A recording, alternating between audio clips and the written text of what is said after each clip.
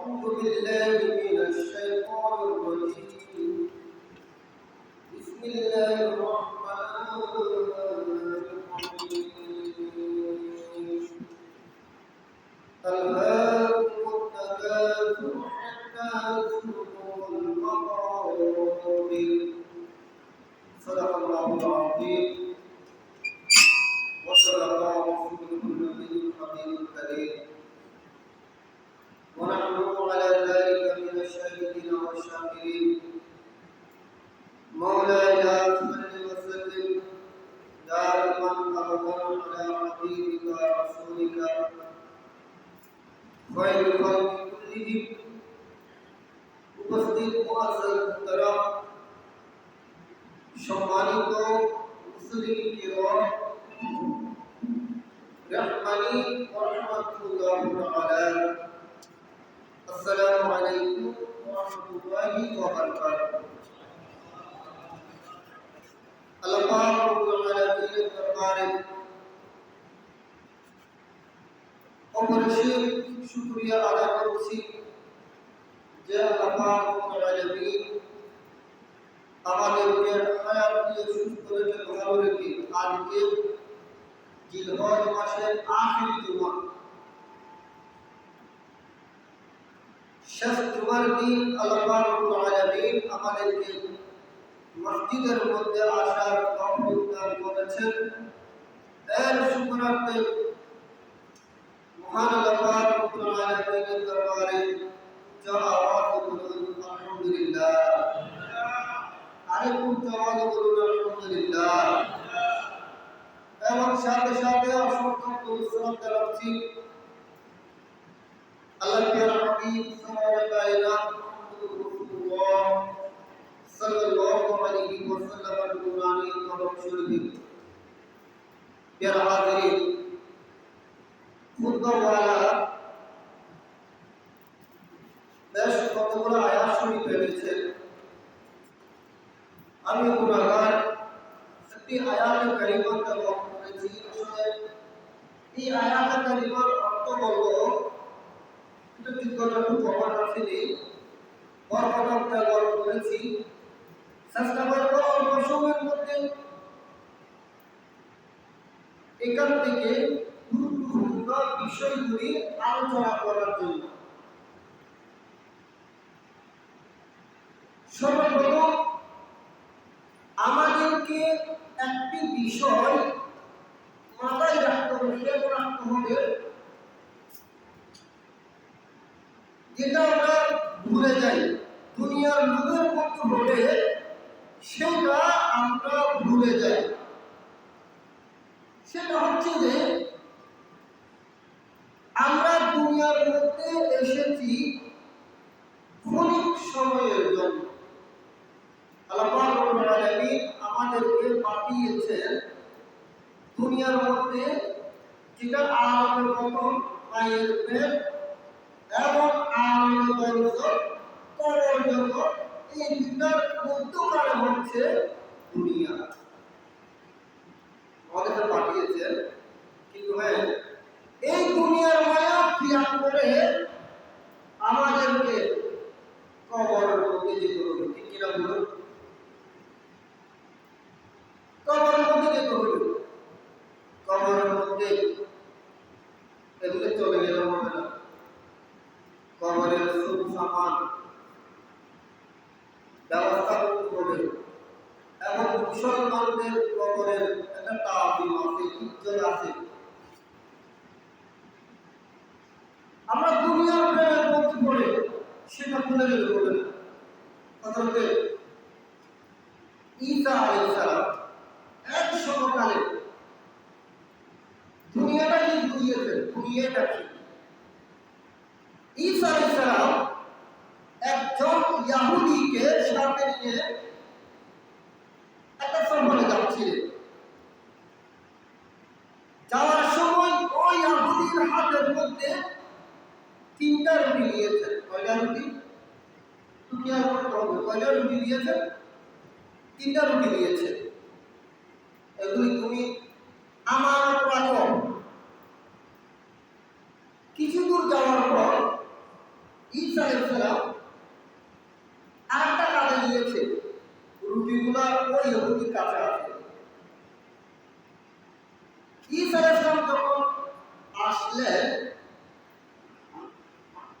ইয়াহুদি রুটি দিচ্ছে দুইটা, কয়টা দিচ্ছে?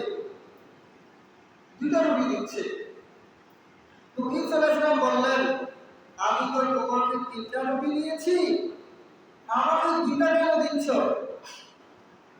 ওই ব্যক্তি বললেন, আপনি আমাকে দুইটা দিয়েছেন। নাউযুবিল্লাহ। কার সাথে মিথ্যা বলছেন? নবীর সাথে।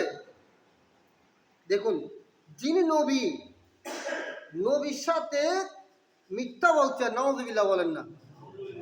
দুনিয়াটা কি রকম চিন্তা করেন, এরকম জায়গায় জায়গায় পদে হচ্ছে না? তো ঈসা আলাইহিস সালাম বললেন, আমি তো তোমাকে তিনটা রুটি দিয়েছি, আমাকে দুইটা কেন দিচ্ছ? তিনি বলেছেন, ওই ব্যক্তি বলেছেন, হুজুর আপনি আমাকে দুইটা দিয়েছেন, কসম করে বলছি, আমি কসম করে বলছি আমাকে দুইটা রুটি দিয়েছেন। নাউযুবিল্লাহ। দ্বিধাবোধ করে নেই। লোকটা এরকম। তখন দুজন চললেন।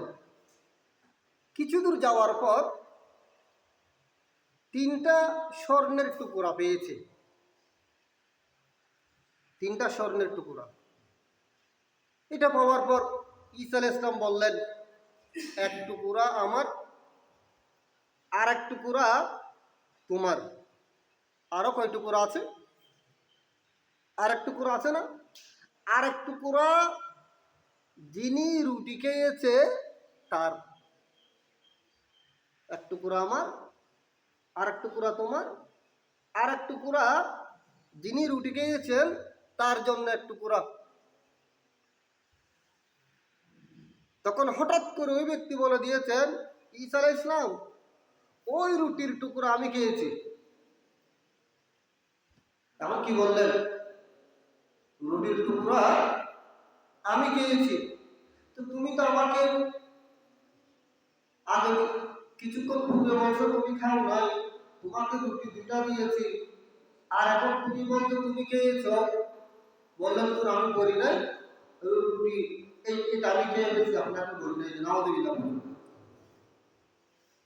তখন ঈসা আলাইহিস সালাম খুব রাগান্বিত ছিলেন। ওই তিনটা টুকরা ওনাকে দিয়ে চলে গিয়েছে। সে তো আরো খুশি হয়ে গিয়েছে, আমাকে তিনটা টুকরা দিয়ে ফেলেছে, আর খুশি। ওই তিনটা টুকরা সে নিয়ে হেফাজত করে বসে আছে। তখন প্রতিমধ্যে হঠাৎ করে তিনজন চোর ডাকাত ওই ভোট দিয়ে যাচ্ছেন। যাওয়ার সময় তারা দেখছেন এই মানুষের কাছে তিনটা স্বর্ণের টুকরা আছে। তারা দেরি করে নাই, ওনাকে মারতে মারতে হত্যা করে ফেললেন। হত্যা করে ওই তিনটা টুকরা তাদের হাতে নিয়ে নিয়েছে। তখন তারা বললেন, আমরা ওনাকে মেরে ফেলেছি, পেটের মধ্যে খিদা আছে। তিনি তো পরামর্শ করেছেন, এখানে কিছু খাবার আছে, আমরা বাজারে গিয়ে আর কিছু খাবার নিয়ে আসবো। একজনকে বসিয়ে দিয়েছে এখানে, তুমি এগুলো রক্ষণাবেক্ষণ করো, খাবারগুলো রেডি করো, আমরা বাজারে গিয়ে আরো কিছু নিয়ে আসবো, একসাথে খাবো। পরামর্শ। দুইজন বাজারে গিয়েছেন। তারা বাজারে গিয়ে পরামর্শ করেছে, আমরা গিয়ে আমাদের ওই বন্ধুকে হত্যা করে ফেলবো। হত্যা করে ওই অবশিষ্ট এক টুকরা, তিন টুকরা আমাদের হবে। নাউযুবিল্লাহ। আবার যিনি বসে আছেন সে চিন্তা করেছেন, আমি যদি এই দুজনকে হত্যা করতে পারি, মারতে পারি, তাহলে ওই টুকরা দুটো আমার হবে। নাউযুবিল্লাহ বলতে হবে না? লোকটা কিরকম দেখেন। তখন সে কি করেছেন, খাবারের ভিতর বিষ মিশিয়ে দিয়েছে। এখন বর্তমান বন্ধু বন্ধুকে আপন আপন রক্তই অর্থের জন্য মেরে ফেলতেছে না? চিন্তা করুন গভীরভাবে প্যারা হাজরিন। বিষ মিশিয়ে দিয়েছে। বিষ মিশিয়ে দিয়ে ওই দুজন আসলেন, সে বিষ মিশিয়ে দিয়ে বসে আছে, খাবার রেডি প্রস্তুত। ওই দুজন আসলেন, ওই দুজন আর দেরি করে নাই, ওনাকে মেরে ফেলেছে, হত্যা করে ফেলেছে। ওনাকে যখন মারছেন, হত্যা করেছেন, খিদা পেয়েছে, পরিশ্রম হয়েছে দুইজনের, এখন কি করলেন? ঠিক আছে, আমরা যখন খিদা পেয়েছে খাবার আরম্ভ করি। খাবার যখন খেয়েছেন সেখানে তো বিষ মিশানো, সাথে সাথে তারাও মারা গিয়েছে।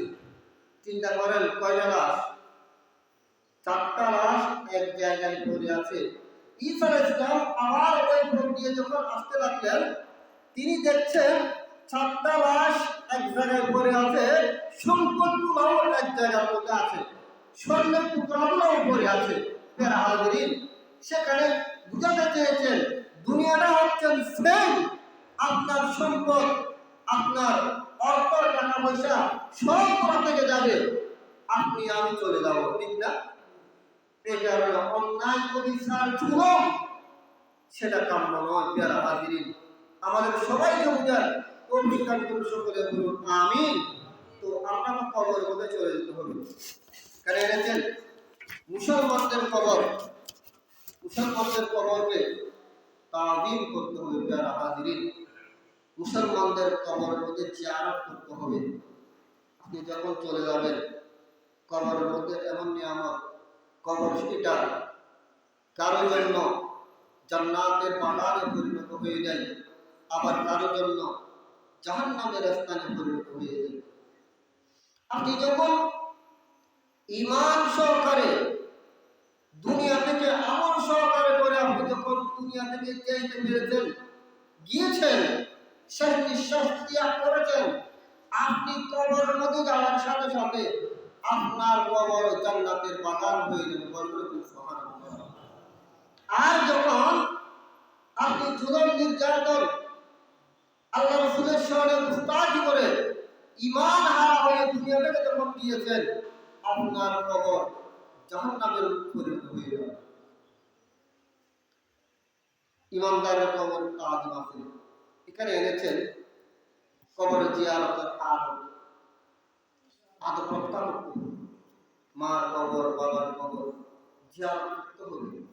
জিয়ারত করবে আপনারা কিতাবের মধ্যে এনেছেন জিয়ারত আইয়াকুমা মুস্তাকবিরাল কিবলাতি, মুস্তাকবিরাল কিবলাতি, কবরকে সামনে নিয়ে আপনার কিবলাকে পিঠ দিয়ে, এখানে আমাদের সুব্যবস্থা আছে, পশ্চিম দিকে করে জিয়ারত করতে পারছি, যেখানে জায়গা নাই, জায়গা কম, প্রয়োজনে কিবলাকে পিঠ দিয়ে দাঁড়াতে বলেছেন। আপনি জিয়ারত করবেন মার কবর, বাবার কবর, আলহামদুলিল্লাহ শরীফ, সূরা ফাতিহা শরীফ, ওগাইরা ওগাইরা আপনি যা জানেন এগুলি পড়ে আপনি যখন দুই হাত করে যখন আপনার পূর্বপুরুষ যারা চলে গিয়েছে তাদের কবরে যখন পৌঁছিয়ে দেবেন, আল্লাহ পাক রব্বুল আলামিন আমাদের পূর্বপুরুষদের কবরের মধ্যে এগুলি পৌঁছিয়ে দেয়। তুমি এক সন্তান রেখে এসেছ দুনিয়ার মধ্যে, তোমার সন্তান, তোমার পূর্বপুরুষ, তোমার বংশধর তোমার জন্য হাদিয়া দিয়েছেন। বরকত সুবহানাল্লাহ। এমন নিয়ামত হযরত আব্দুল্লাহ ইবনে আব্বাস রাদিয়াল্লাহু তাআলা হাদিস শরীফ উল্লেখ হয়েছে, কবরবাসীরা আমাদের দিকে তাকিয়ে আছে। কি রকম? একটা বাচ্চা যদি পানির মধ্যে পড়ে যায়, কোথায় পড়ে যায়? পানিতে যদি পড়ে যায়, একটা মানুষ সাঁতার জানে না, পানির মধ্যে পড়ে গিয়েছে, তখন তার দৃষ্টি কোন দিকে থাকবে? উপরে থাকবে না? আমার জানটাকে রক্ষা করো, কেউ একজন এসে আমাকে সাহায্য করো, আমাকে এখান থেকে তুলুন, যাতে আমি উঠতে পারি, আমার জীবন বাঁচাতে পারি। হাদিসে পাকের মধ্যে আছেন কবরটা হচ্ছেন যে কালগারিকিল মুকাদ্দিসি ইয়ামতিদু দাওয়াতান মিন আবিন ওয়া উম্মিন ওয়া আখিন ওয়া সাদিকিন। কবরটা হচ্ছে এইরকম ডুবন্ত পানির মতো, একজন ব্যক্তি যাতে পানির মধ্যে যদি পড়ে যায় তার এই অবস্থা হয়ে যায়, কবরটা হচ্ছে সেই রকম। কবরবাসীরা সাহায্যের জন্য থাকিয়ে থাকে, কখন তার ভাই আসবে, কখন তার আপনার বন্ধু আসবে, একটু জিয়ারত করবে তাদের জন্য। বরকত বলুন সুবহানাল্লাহ। এখন প্রশ্ন হলো কবরবাসীরা আমাদেরকে চিনে? হ্যাঁ। আপনি জিয়ারত করতে গিয়েছেন, আপনি যখন সালাম দিয়েছেন আসসালামু আলাইকুম ইয়া আহলাল কুবুর, আমরা সালাম দিই না? কবরবাসীকে আমরা সালাম দিয়ে এদিকে হাঁটার সময় ছোট ছোট বাচ্চারা সালাম দেবেন আসসালামু আলাইকুম ইয়া আহলাল কুবুর। আপনি যখন সালাম দিয়েছেন কবরবাসীরা আমাদেরকে চিনবে, আত্মীয় স্বজন আমাদেরকে চিনবে, এরা সালামের জবাব দেয়। সুবহানাল্লাহ। সালামের কি দেয়? জবাব দেবে। আপনি অপরিচিত একটা কবরের মধ্যে গিয়েছেন, আপনার আত্মীয় স্বজন না, আপনি যখন সালাম দিয়েছেন ওই কবরবাসী আপনার সালামের জবাব দেবে। সুবহানাল্লাহ।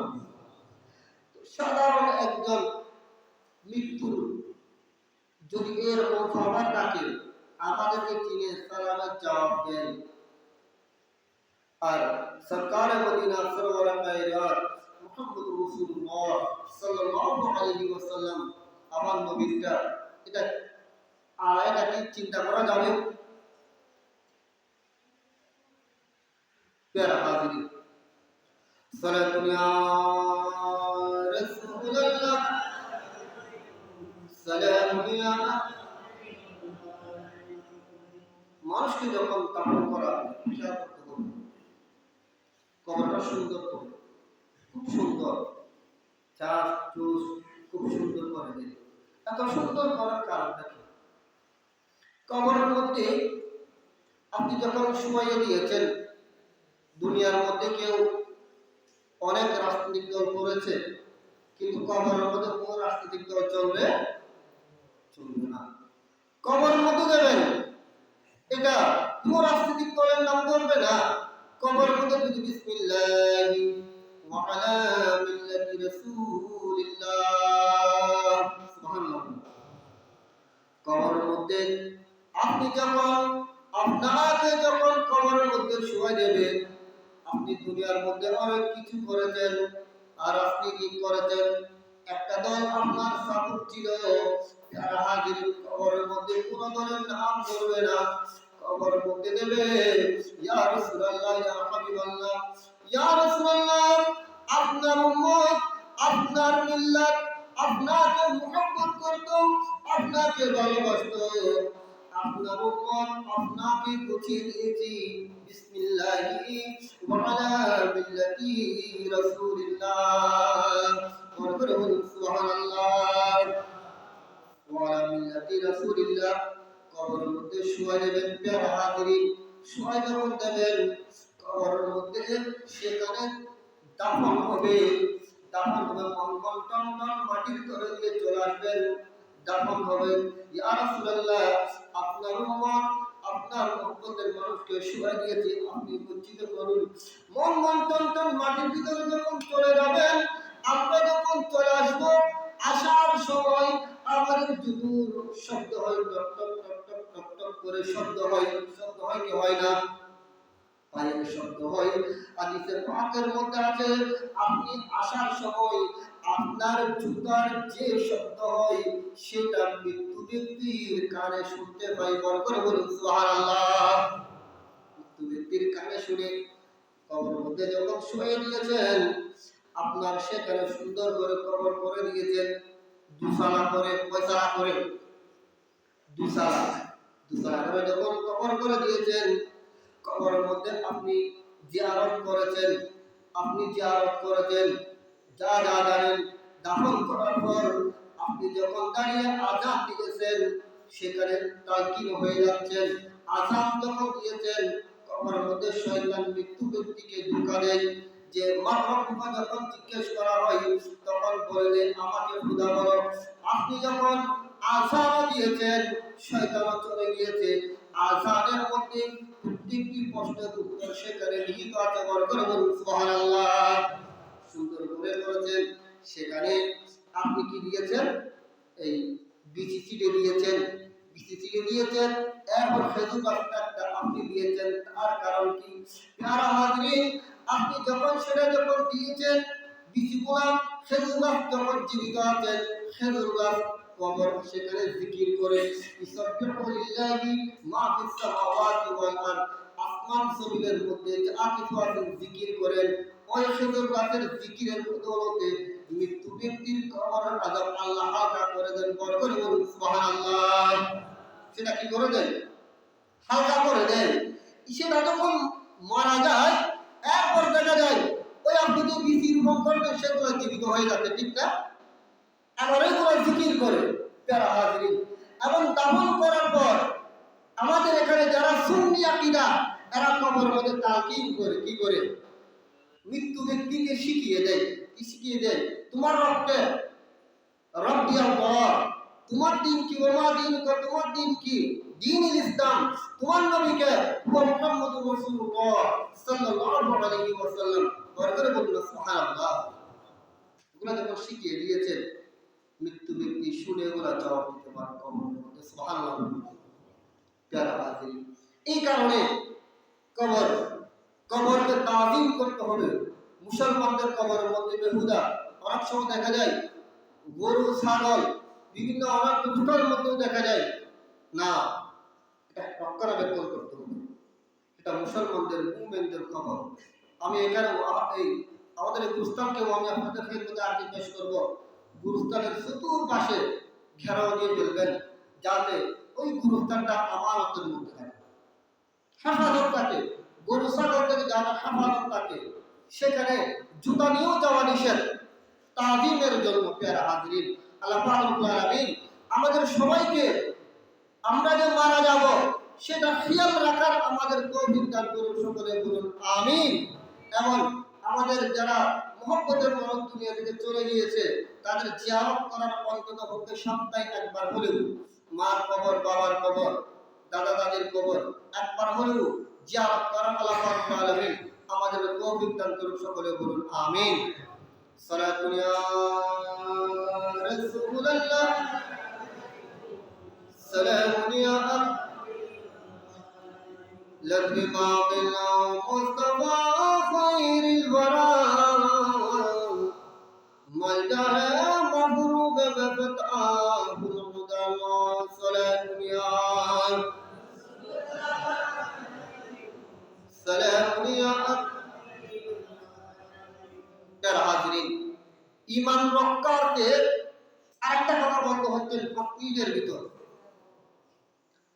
বর্তমান প্রেক্ষাপট, ঈমান হেফাজত করা সাধারণ মুমিন মুসলমানদের জন্য কঠিন হয়ে দাঁড়িয়েছে। ঈমান রক্ষার জন্য আপনারা দেখেছেন, সামনে আমাদের মুহররম হারাম মাস আসতেছে। এই মুহররম হারাম মাসের মধ্যে সকল আশিকগণ, যাদের অন্তরে আল্লাহর রাসূল সাল্লাল্লাহু আলাইহি ওয়াসাল্লাম মুহাব্বত ভালোবাসা আছে, তারা শুহাদায়ে কিরামের মাহফিল করবে, ঠিক না? আল্লাহ পাক রব্বুল আলামিন আমাদের সবার অন্তরের মধ্যে আহলে বাইত রাসূল সাল্লাল্লাহু আলাইহি ওয়াসাল্লামের মুহাব্বত দান করুন। সকলে বলুন আমিন। আহলে বাইত রাসূল সাল্লাল্লাহু আলাইহি ওয়াসাল্লামকে মুহাব্বত করা, সেটা হচ্ছে ঈমানের একটা অংশ। সুবহানাল্লাহ বলুন। কারণ মাওলানা আলী শের খুদা রাদিয়াল্লাহু তাআলা তথা আহলে বাইত রাসূল সাল্লাল্লাহু আলাইহি ওয়াসাল্লাম এমন তাযীম করতে হবে, যাদেরকে আমার নবী মাসালু সুফিনাতিন ওয়া নুহিন, নূহ আলাইহিস সালামের সুফিনার সাথে এক্সাম দিয়েছেন। নূহ আলাইহিস সালামের যে সময়কালে কিয়ামত যখন হয়েছিল, যারা আরোহণ করেছিল তারা মুক্তি পেয়েছেন, আর যারা আরোহণ করে নাই তারা ধ্বংস হয়ে গিয়েছে। কিয়ামত পর্যন্ত আমার আহলে বাইত রাসূল সাল্লাল্লাহু আলাইহি ওয়াসাল্লামকে মুহাব্বত করতে হবে এবং সাহাবায়ে কেরাম রাদিয়াল্লাহু তাআলা মুহাব্বত করতে হবে। দুইটা মিলে হচ্ছে আহলে সুন্নাত ওয়াল জামাত। বরকত বলুন সুবহানাল্লাহ। ইতিপূর্বে বিশেষ করে আমার মুরব্বিরা, আপনারা তো দেখেন নাই, আমার যুবক ভাইরাও দেখেছেন, ইতিপূর্বে শিয়ারা 18 জিলহজ ঈদ পালন করেছেন। নাউযুবিল্লাহ বলেন। এই ঈদটা হলো, আমি সংক্ষিপ্ত আকারে বলবো, রাসূল করিম সাল্লাল্লাহু আলাইহি ওয়াসাল্লাম ইয়েমন বিজয় করার জন্য খালিদ বিন ওয়ালিদকে পাঠিয়েছেন। খালিদ বিন ওয়ালিদ রাদিয়াল্লাহু তাআলা তিনি সেটা যখন বিজয় করেছেন, সেখানে গনিমতের মাল সংগ্রহ করেছেন। তখন রাসূল করিম সাল্লাল্লাহু আলাইহি ওয়াসাল্লাম হযরত মাওলানা আলী শের খুদা রাদিয়াল্লাহু তাআলাকে পাঠিয়েছেন, আপনি যান গনিমতের মাল সংগ্রহ করে আসুন, সংগ্রহ করে আসুন। সেখানে মওলা আলী শের খুদা রাদিয়াল্লাহু তাআলা গনিমতের মাল সংগ্রহ করতে গিয়েছেন। সেখানে যখন গিয়েছেন গনিমতের মাল পেয়েছেন এবং সেখানে একজন রমণী পেয়েছেন যেটা মওলা আলী শের খুদা রাদিয়াল্লাহু তাআলার ভাগের মধ্যে এসেছে। সেটা কিন্তু তখনকার কিছু মানুষের অপছন্দ হয়েছে, অপছন্দ হয়েছে। অর্থাৎ মওলা আলী শের খুদা যেভাবে করেছেন সে কাজটা অপছন্দ হয়েছে, বুঝতে হবে। তখন তন্মধ্যে একজন সাহাবা যার নাম হলো হযরত বুরিদা রাদিয়াল্লাহু তাআলা আনহু, আমার নবীর সাহাবা, অপছন্দ যখন হয়েছে তখন হুজ্জাতুল বিদায় হজের গদির হুম নামক স্থানের মধ্যে এসে আমার রাসূলকে বিচার দিয়েছেন, ইয়া রাসূলুল্লাহ, মওলা আলী শের খুদা রাদিয়াল্লাহু তাআলা এরকম করেছে। যখন বলেছেন তখন আমার নবীর চেহারা পাক রাগান্বিত হয়ে গিয়েছে, রাগান্বিত হয়ে গিয়েছে।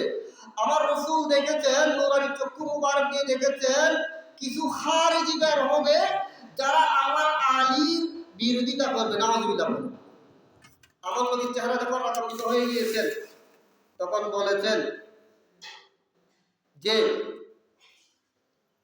তুমি কি জানো না আমি ইমানদারের জানের চেয়ে বেশি নিকটে, এইরকম 3 বার বলেছেন।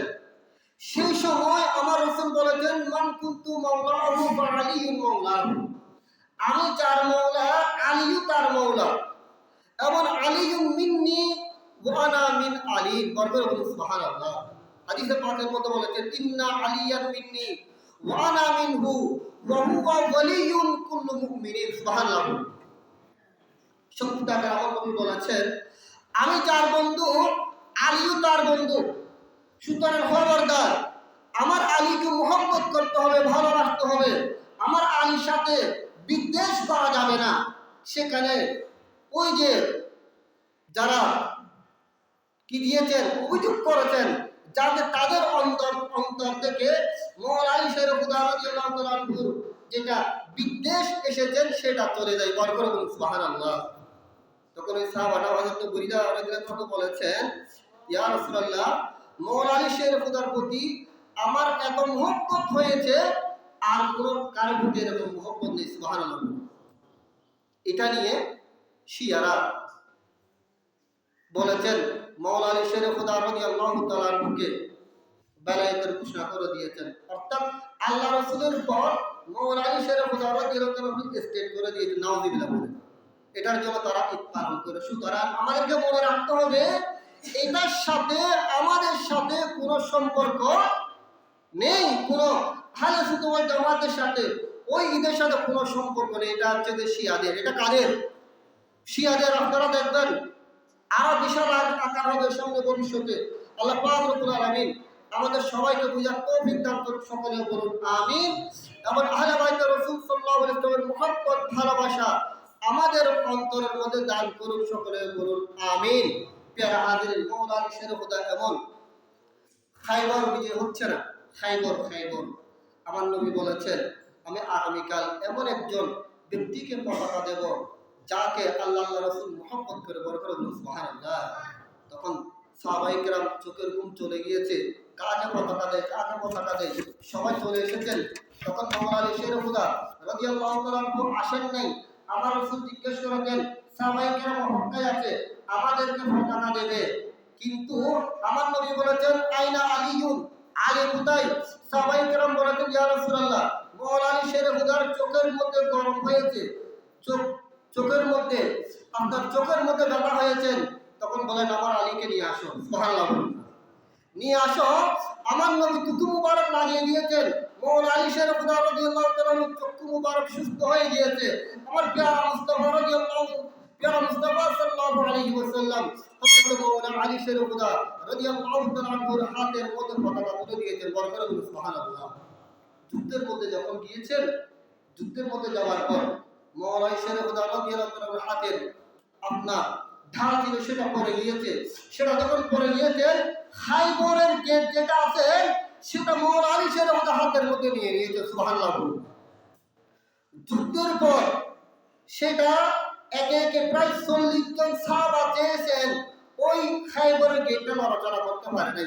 সুবহানাল্লাহ বলুন। এত শক্তি এটা কে দিয়েছেন?